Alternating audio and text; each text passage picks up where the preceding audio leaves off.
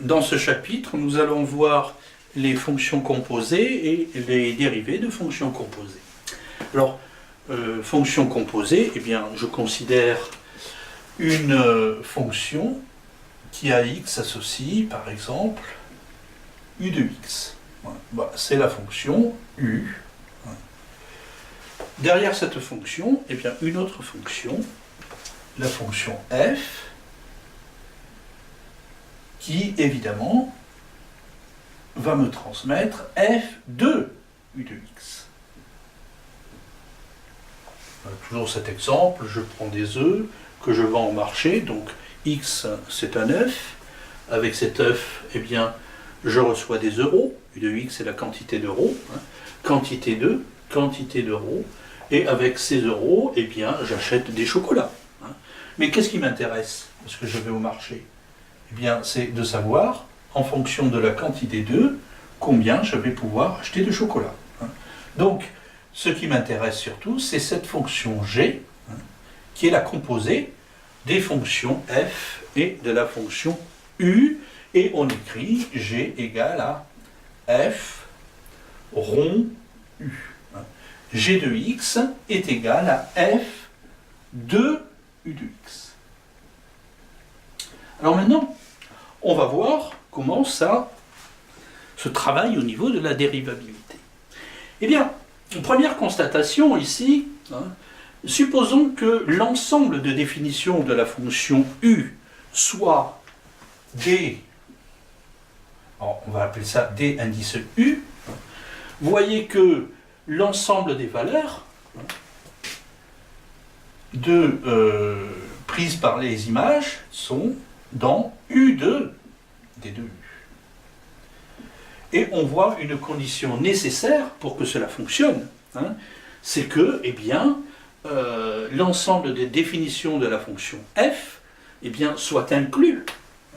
L'ensemble de définitions de la fonction f doit être inclus dans l'ensemble image de l'ensemble de définitions de la fonction u. Vous voyez que ici, si je prends l'exemple des œufs et des euros, bien entendu, je ne vais pas acheter du chocolat avec autre chose que des euros.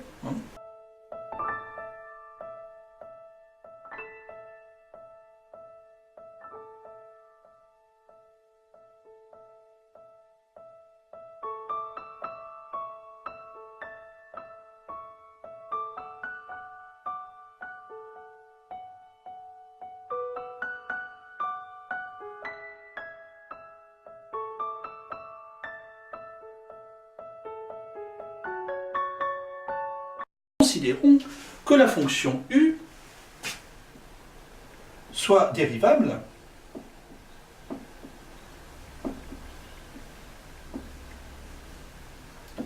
sur un intervalle i. Et supposons maintenant que la fonction f soit elle-même dérivable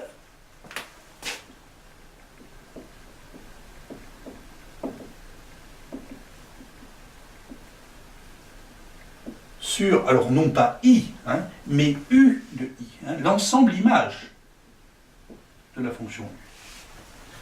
Eh bien, nous allons démontrer alors que pour tout élément x de d de u, pour tout x appartenant à d de u, eh bien, nous allons prouver que g', alors que la fonction g est dérivable, et que g' de x est égal à u' de x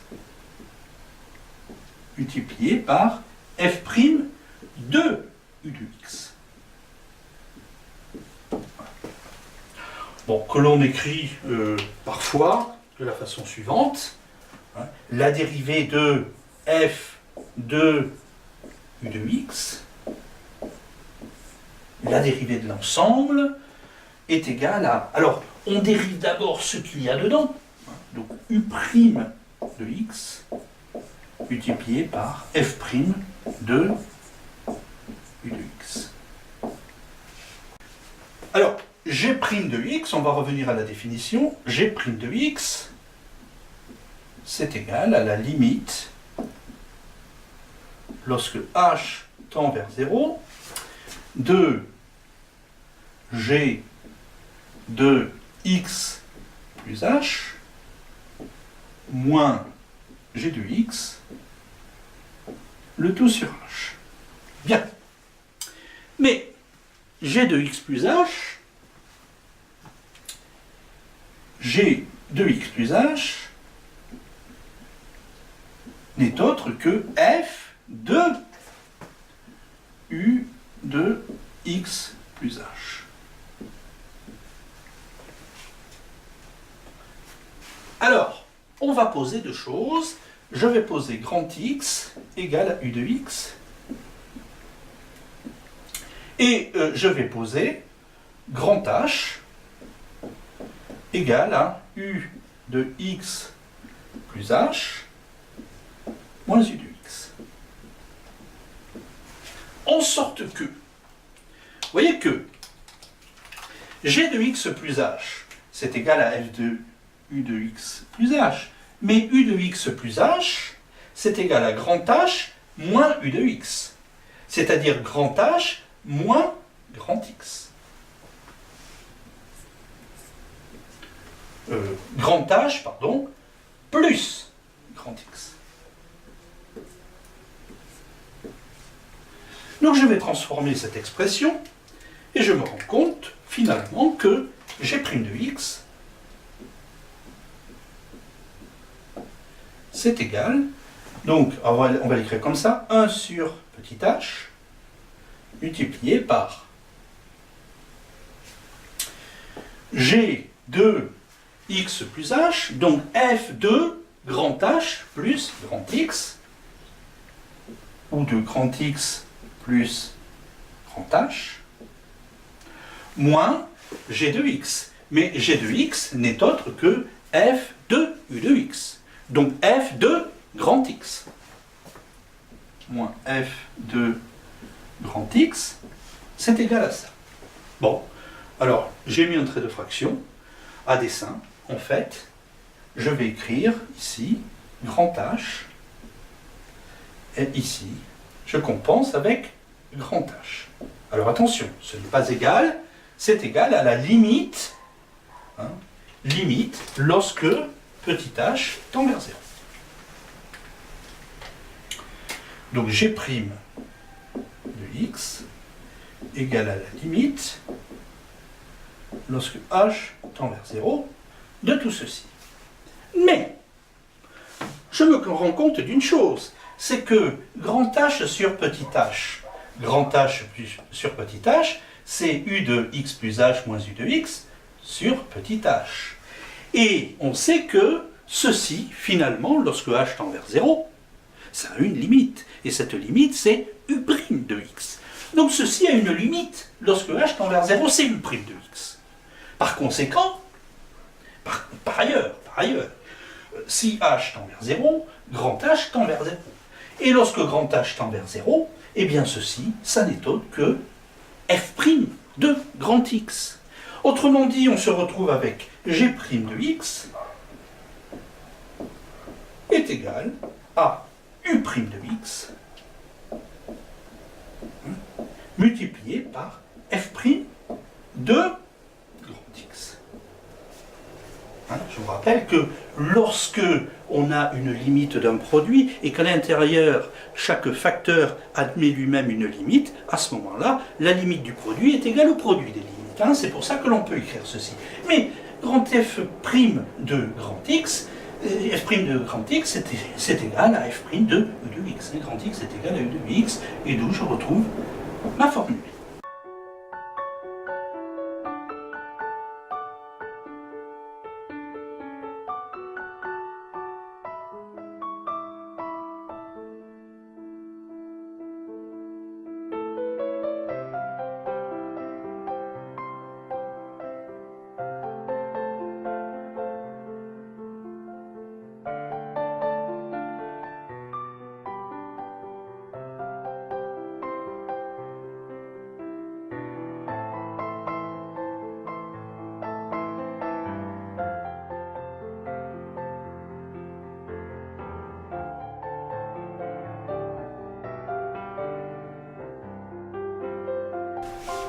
la notation de Leibniz, hein, je vous rappelle que f' ou g' finalement, par exemple, g' de x, hein, peut s'écrire des g, une variation de g, hein, au niveau de x sur dx, hein, variation du x. dg, eh bien finalement, g de x, hein, c'est égal à d f de u de x sur dx. Bon, on va faire une petite simplification d'écriture. Hein. Ceci est égal à df de u, voyez, sur dx. df de u sur dx, bon, vous voyez que à dessein je laisse deux traits de fraction. Pourquoi? Eh bien parce que je vais mettre un du, une variation de u en bas, une variation de u en haut pour équilibrer. du sur dx en x, eh bien ça n'est autre que u' de x. df de u sur du, ça n'est autre que f' de u de x. On retrouve la formule un peu rapidement. Bon, c'est pas très rigoureux, mais on retrouve ça.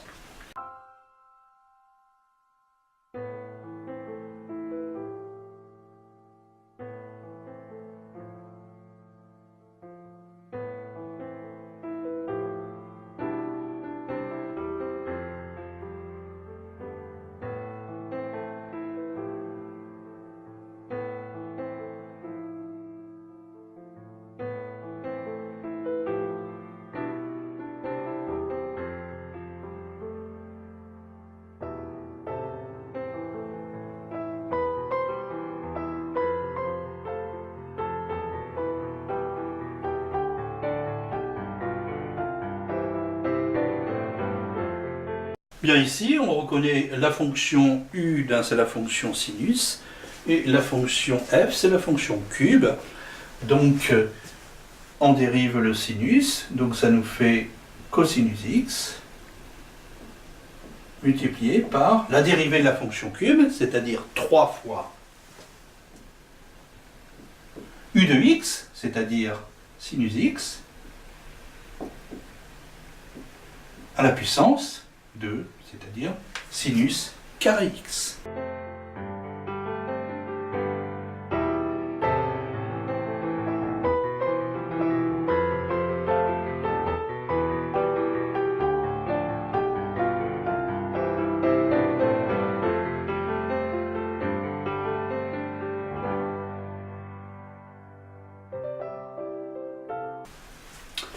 La fonction u est ici la fonction qui a x associe x au cube plus 3x, et la fonction f, c'est la fonction inverse. On dérive d'abord la fonction u, donc 3x au carré plus 3, le tout multiplié par la fonction, la dérivée de la fonction inverse, à savoir moins 1 sur u au carré, c'est-à-dire x au cube plus 3x, le tout au carré. Bon, je ne simplifie pas.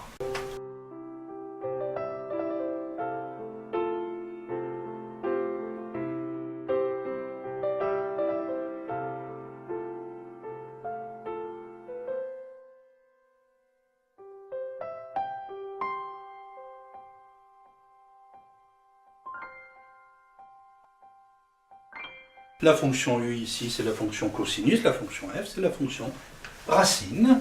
Je dérive d'abord cosinus, donc moins sinus x, multiplié par 1 sur 2 fois la racine carrée de cosinus x. C'est f de u de x. Ici, ce n'est pas racine carrée de x, c'est racine carrée de cosinus.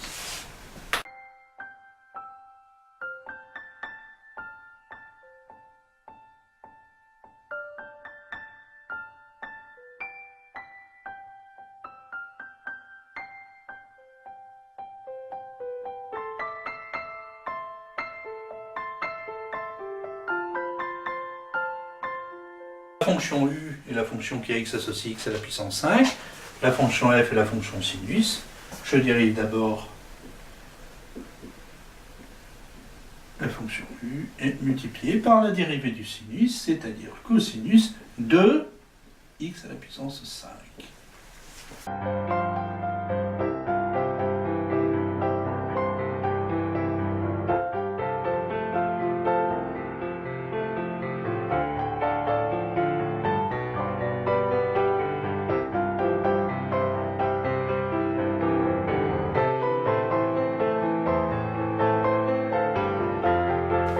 La fonction u est ici la fonction racine, u de x égale racine carrée de x, la fonction f est la fonction exponentielle. Donc je dérive d'abord u, donc 1 sur 2 racine carrée de x, multiplié par l'exponentielle de racine carrée de x.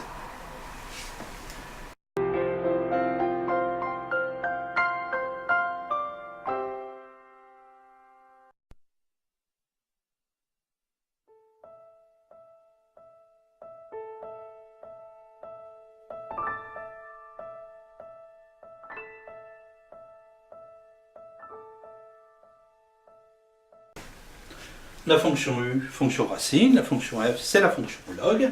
Je dérive d'abord ce qu'il y a dedans, 1 sur 2 racine carrée de x, multiplié par dérivée de la fonction log, 1 sur racine carrée de x, et au final, cela me donne 1 sur 2x.